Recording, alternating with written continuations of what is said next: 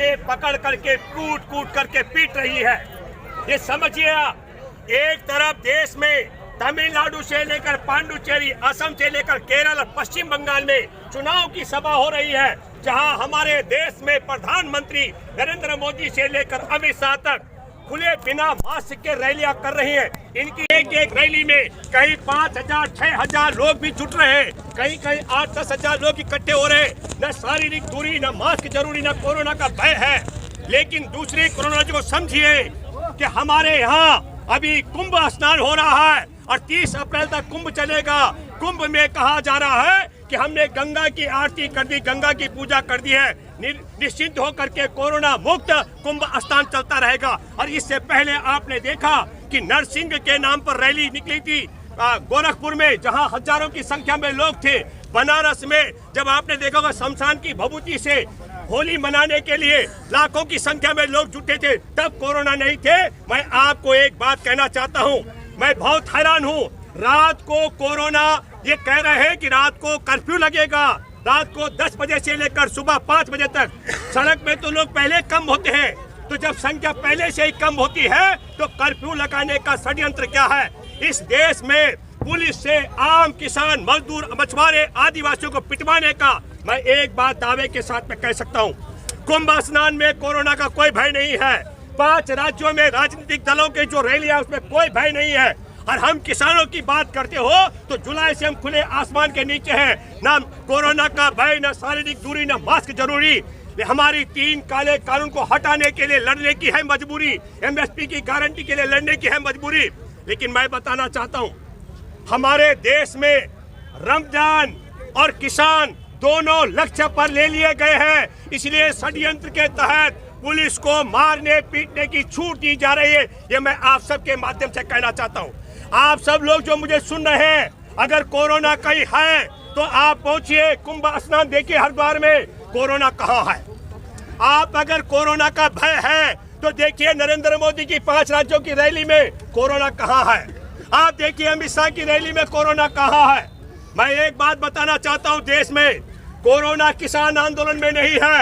अगर कोरोना का किसी को भय है, मैं बार बार बोलता रहा हूं, तो अपने गांव में, अपने कस्बों में, जिलों में, राज्यों में किसान पंचायत कर लीजिए, कोरोना भाग जाएगा। और दूसरी बात है, अपने अपने गांव से एक एक मुट्ठी अनाज लेकर के हमारे गाजीपुर के किसान आंदोलन में, हमारे सिंगू बॉर्डर के, शाहजहांपुर के बॉर्डर के, टिकरी बॉर्डर में परिवार सहित आइए, कोरोना भाग जाएगा। और तीसरा, इस देश में चुनाव हो रहे 5 राज्यों में भारतीय जनता पार्टी संघ परिवार जो देश में 3 काले कानून लेकर आई है और जो देश में न्यूनतम समर्थन मूल्य की गारंटी का कानून नहीं बनने दे रही है। ये मैं इसलिए कह रहा हूँ, उत्तर प्रदेश, राजस्थान और मध्य प्रदेश में गेहूं की खरीद में इतने बड़े किसान आंदोलन के बावजूद हमारे किसानों को 196 करोड़ रुपए से ज्यादा का नुकसान हुआ। न्यूनतम समर्थन मूल्य नहीं मिला।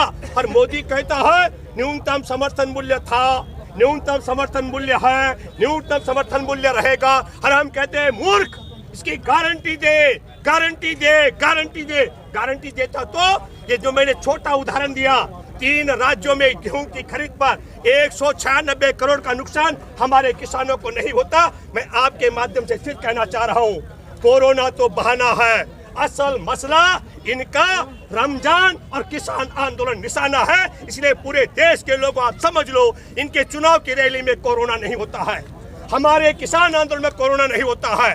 और बनारस में लाखों लोग होली पर इकट्ठे होते हैं, नरसिंह रैली निकलती है गोरखपुर में, वहाँ कोरोना नहीं होता है।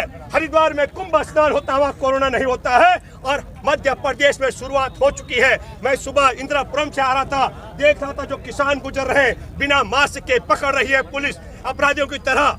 तो मैं आप सबके माध्यम से एक बात कहना चाहता हूँ, जो किसान मजदूरों पर हमले कर रहे पुलिसकर्मी अपने बाप की औलाद हो तो जाओ मोदी की रैली में, अमित शाह की रैली में, पकड़ो इन गुंडों को जो कोरोना विदेश से नहीं रोक पाए। एक बात मैं कहना चाहता हूँ, जो विदेश से कोरोना को रोक नहीं पाए, जहाज से आया, इन मूर्खों से पूछना चाहता हूं, रात को 10 बजे कर्फ्यू लगा करके सुबह 5 बजे तक हमारे देश के किसान मजदूरों को पिटवा करके तुम्हारे बाप की ताकत कोरोना रोकने की नहीं है, पर हाँ, किसान मजदूरों को प्रताड़ित करके उनको लुटवाने का षड्यंत्र किया जा रहा है। इसके लिए भी देशवासियों को इकट्ठा होना पड़ेगा। मैं आप सब लोगों से अपील करता हूं, कोरोना भगाने के 2 तरीके हैं। जब कोरोना चुनाव की रैली से भागता है तो महामहिम राष्ट्रपति मोदी की सरकार को बर्खास्त करे, देश में लोकसभा का चुनाव हो, एक साथ पूरे देश में चुनाव रैली हो, कोरोना भाग जाएगा।